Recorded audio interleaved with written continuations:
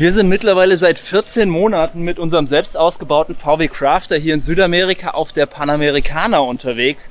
Aktuell sind wir im Norden von Kolumbien und warten hier auf unsere Verschiffung. Das zieht sich leider unerwartet ein bisschen.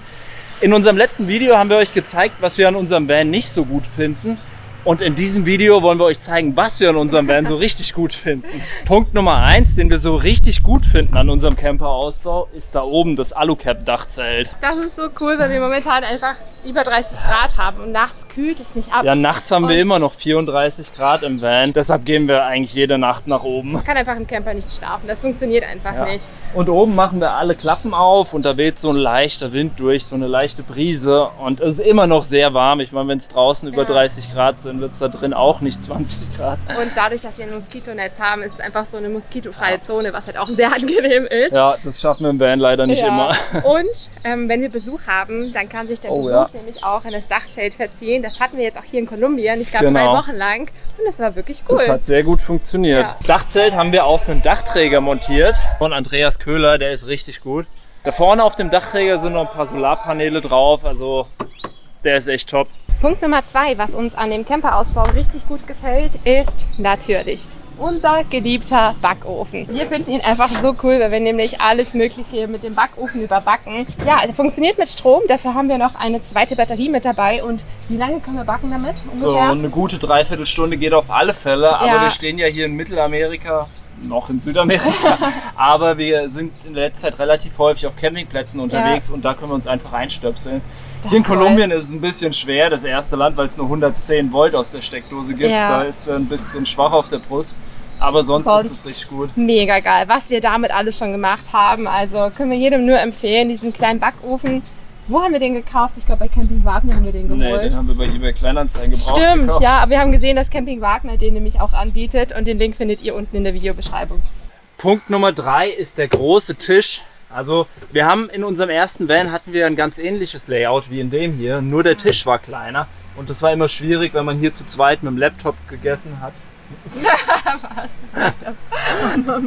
Mit dem Laptop gesessen hat und gearbeitet hat oder hier viel Essen auf dem Tisch hatte und dann ist alles ein bisschen eng geworden, deshalb haben wir hier einen riesengroßen Tisch gebaut. Ich glaube, der alte Tisch, fast 1 Meter. Ja, der alte Tisch ging, glaube ich, bis hierhin und bis hierhin. Und wenn man die Laptops hingestellt hat, dann sind wir uns beide extrem in die Quere gekommen, weil Timo hat halt hier gesessen mit seinem Laptop und ich hier.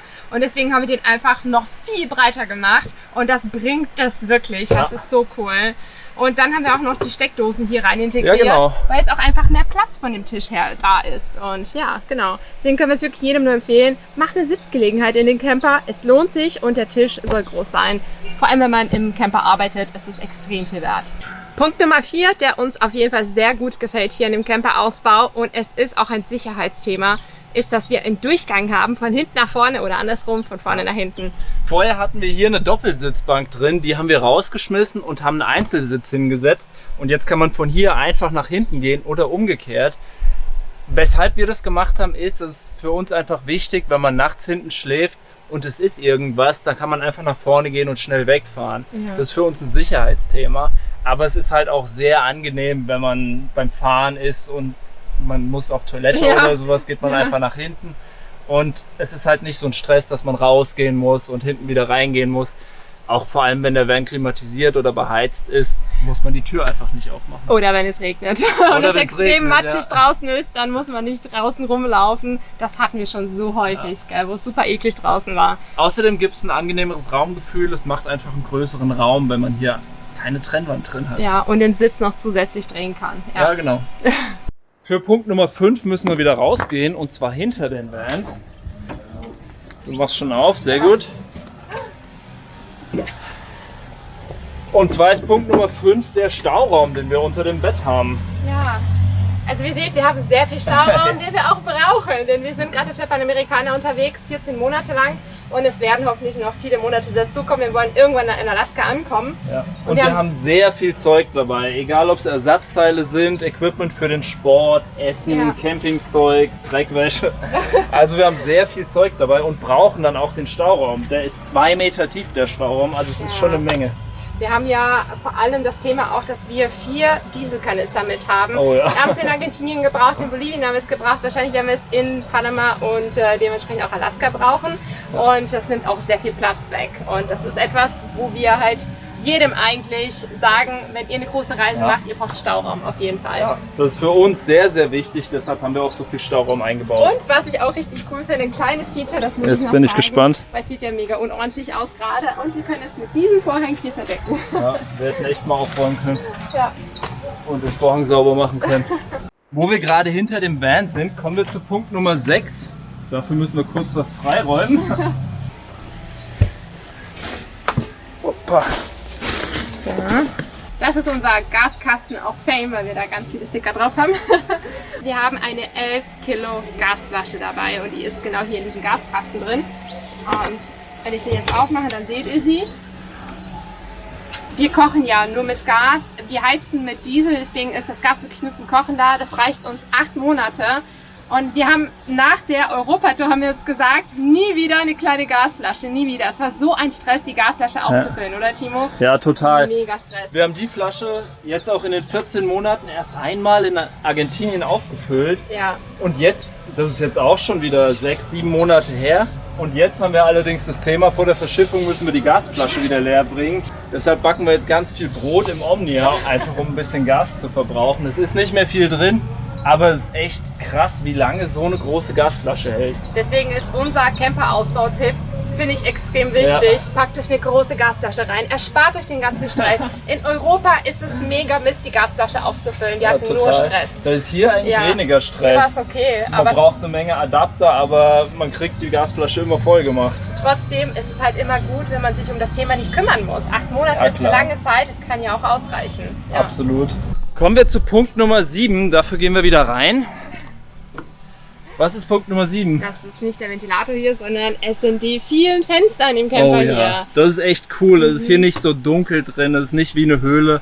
Man hat einfach sehr viel Tageslicht. Es stimmt, es hat leider auch einen Nachteil. Und zwar ist der Camper dadurch etwas schlechter isoliert, dadurch, dass einfach so viel Kälte oder Wärme dann dementsprechend durch die Fenster reinkommen kann.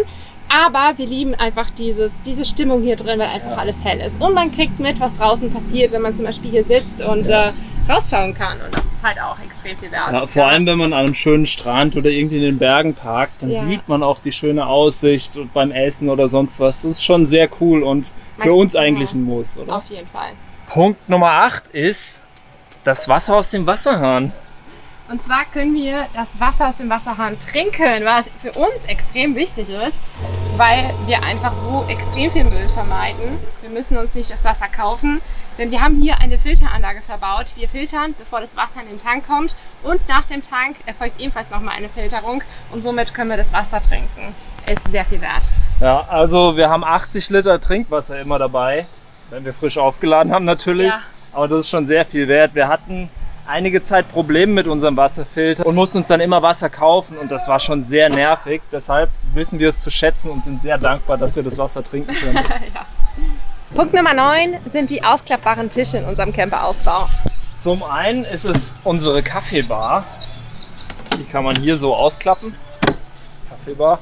Die nutzen wir tatsächlich sehr oft und das Coole ist, man kann sie auch ausklappen, wenn das Moskitonetz zu ist. Das ist richtig cool.